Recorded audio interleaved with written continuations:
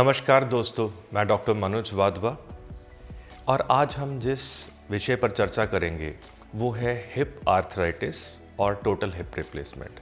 Hip arthritis में hip joint involve होता है। हिप जॉइंट माने ये हमारी थाई बोन है जिसे हम फीमर कहते हैं और ये उसका बॉल है, और ये हमारा पेल्विस यानी कि चूल्हा है, ये उसका कप है। तो एक बॉल एंड सॉकेट जॉइंट है जिसमें हमारा बॉल कप में घूमता है और इस द्वारा हम चलते हैं, हमारी सारी मूवमेंट्स आती हैं। एक नॉर्मल जॉइंट में ऊपर की जो सतह होती है, जो ऊपर की परत होती है, उसे हम कार्टिलेज बोलते हैं। ये कार्टिलेज स्मूथ ग्लिसनिंग एरिया है और लुब्रिकेशन प्रोवाइड करता है।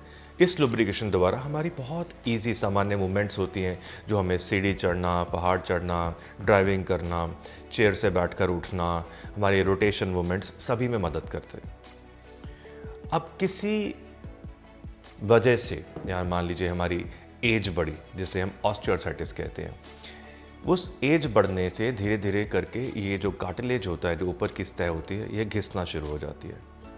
जब दोनों साइड पे रफ सरफेसेस आ जाएंगे तो ये दोनों आपस में पेनफुल मूवमेंट क्रिएट करेंगे।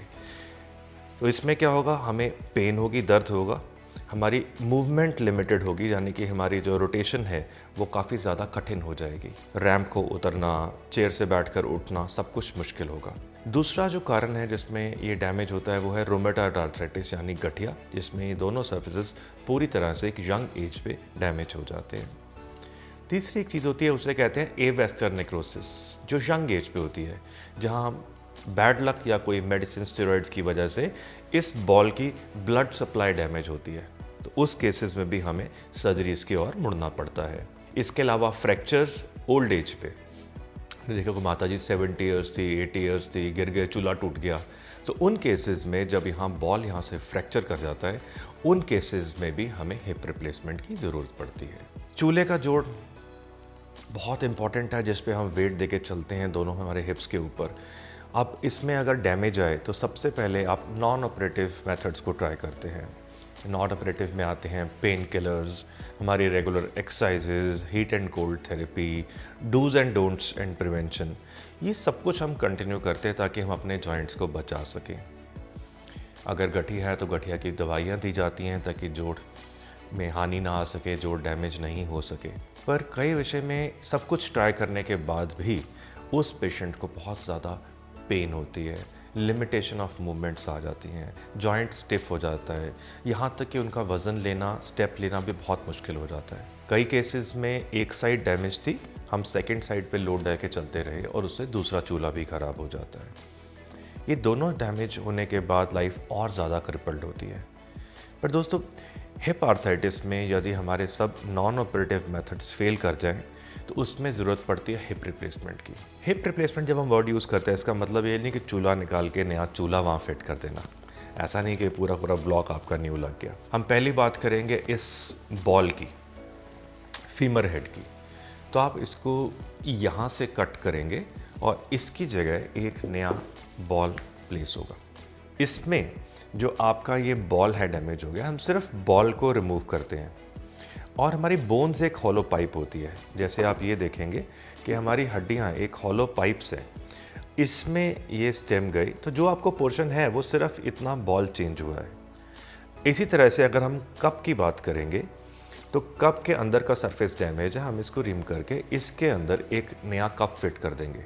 तो हिप रिप्लेसमेंट का मतलब है relining of your natural body parts with metal and plastic components और सिरेमिक्स। तो एक नया बॉल एक नया कप में गया और उसने फुल मूवमेंट देनी शुरू कर दी। ये एक बेसिक लाइन है हिप रिप्लेसमेंट के बारे में। अब हिप रिप्लेसमेंट पिछले 40 साल से है और लगातार एवोल्यूशन में है। ये इस समय दुनिया की सबसे ऑर्थोपेडिक्स में रिजल्ट ओरिएंटेड सर्जरी है, जहाँ पर हम कहते हैं more than 99% positivity can be attend with these surgeries. पर कुछ चीज़ों के बारे में जानना बहुत ज़रूरी है। नंबर 1, इसमें बेहोशी क्या दी जाती है। वैसे हम पूरा बेहोश करके भी उस पेशेंट को जाने के जनरल एनेस्थीसिया दे सकते हैं, पर सेफ्टी वाइज हम ज़्यादातर कोशिश करते हैं कि हम उनके अंदर स्पाइनल या एपिड्यूरल दें, यानी कि बैक में इंजेक्शन दे के करें, जिसमें आपकी सिर्फ टांगें नम यानी कि सुन्न करी जाती हैं और आपको पता होता है सर्जरी हो रही है। In the hands of an expert, depending on the complication of this surgery और ग्रेविटी ऑफ सर्जरी, ये सर्जरी मान लीजिए 20 मिनट, आधे घंटे से लेकर 2 घंटे के अंदर हो सकती है, डिपेंडिंग आपका एक्सपीरियंस कितना है, आपका सेंटर कितना प्रोफिशिएंट है और सर्जरी कितनी कॉम्प्लेक्स है। तो इस सर्जरी में अब न्यूरो सिस्टम्स के अंदर ये स्टिचलेस सर्जरी होती है और 3 घंटे में पेशेंट चलना शुरू होता है। पर अब इम्पॉर्टेंट क्वेश्चन आता है, हम हिप रिप्लेसमेंट में किस किस तरह के इम्प्लांट्स होते हैं। This implants are biomaterials. तो इसमें जो इम्प्लांट्स हैं बेसिकली 2 तरह के सिस्टम्स आते हैं। नंबर 1 है सीमेंटेड, जैसे आपने इसके अंदर बोन में डालना है तो ये इम्प्लांट को सीमेंट के द्वारा फिक्स किया जाएगा। Cement is like a grout, a filler, जो कि उसके अंदर बोन और मेटल के बीच का एक इंटरफेस बनाता है और उसको होल्ड करता है। दूसरे कंपोनेंट्स होते हैं अनसीमेंटेड। अनसीमेंटेड माने जैसे आप ये कोटिंग देख रहे हैं, हाइड्रोक्सीपेटाइट कोटिंग है या इस पे एक रफ टाइटेनियम मैश है, पोरस सरफेस है। इन 2 का मतलब ये है कि जब इसको बोन में डालेंगे तो इसमें टेंडेंसी है कि आपकी बोन इसके अंदर नेचुरली इनग्रो करेगी। तो जितना समय गुजरेगा उतनी ज़्यादा आज की डेट में ये बॉन्डिंग स्ट्रांग होगी।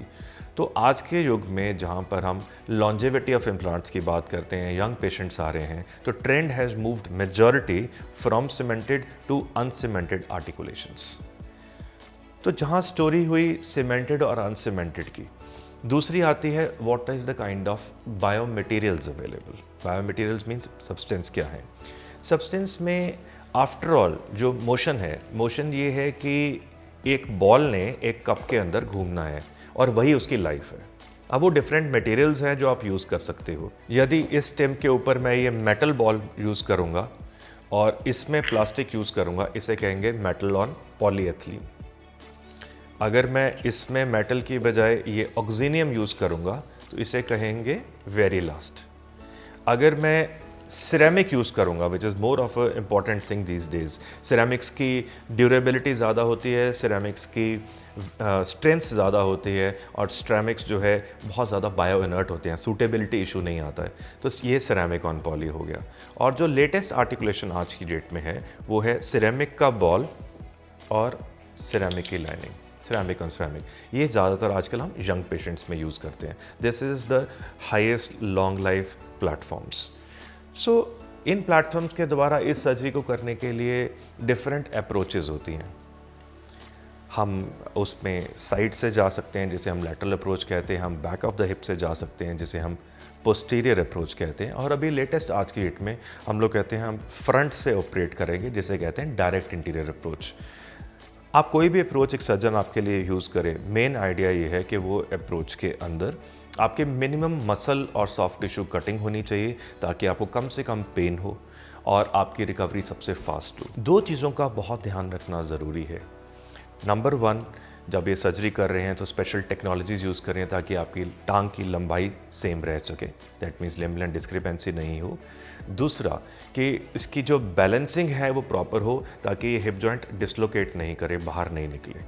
अगर किसी केसेस में ये हिप जॉइंट बार बार बाहर निकलने की टेंडेंसी होती है, जैसे कि बहुत ओल्ड एज है या पैरालिसिस का पेशेंट है, स्ट्रोक है, लकवा है, उन केसेस में हम शुरू से ही स्पेशल हिप इम्प्लांट यूज़ करते हैं जिसे कहते हैं ड्यूल मोबिलिटी।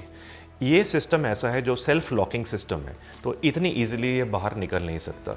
तो जिन केसेस में हमें लगता है कि एक पेशेंट की चूल्हे के बाहर निकलने की बहुत ज़्यादा टेंडेंसी है, उन केसेस में हम ये ड्यूल मोबिलिटी हिप्स को यूज़ करते हैं।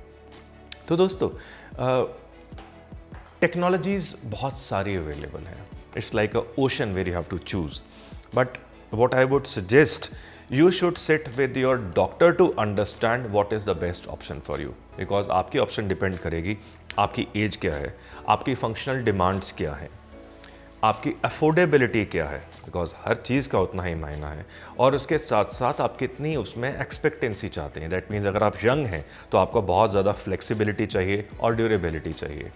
Otherwise modalities are like you can say choosing a mobile phone. अगर मेरे फादर को फ़ोन चाहिए तो उनको वो चाहिए जिसमें वो डायल कर सके नंबर, अगर मेरे बेटे को फ़ोन चाहिए तो उसको high amount of social platforms और गेमिंग चाहिए। तो demands are very very different. Same is a technology in this case.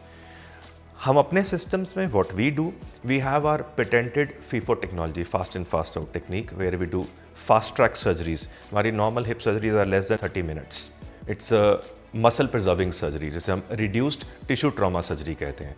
इसका फ़ायदा ये होता है कि हम उसमें बहुत सारे कॉकटेल्स भी यूज़ करते हैं ताकि पेशेंट को स्टिचलेस सर्जरी मिले, कोई स्कार नहीं आए, निशान नहीं रहे और वो 3 घंटे में अपने पैरों पे चलना शुरू हो सके। सर्जरीज बहुत एडवांस कर चुकी हैं। आज की डेट में हर एक को मैं कहता हूँ कि मेडिकल साइंस उतनी एडवांस कर चुकी है कि आप बदनसीब चाहिए ना अच्छा होने के लिए। So if you have a hip problem, this is indeed the intelligent hip surgery that we do. This can give you 99.5% positive outcomes. So if you are in pain, move forward and enjoy a good quality of life. Thank you.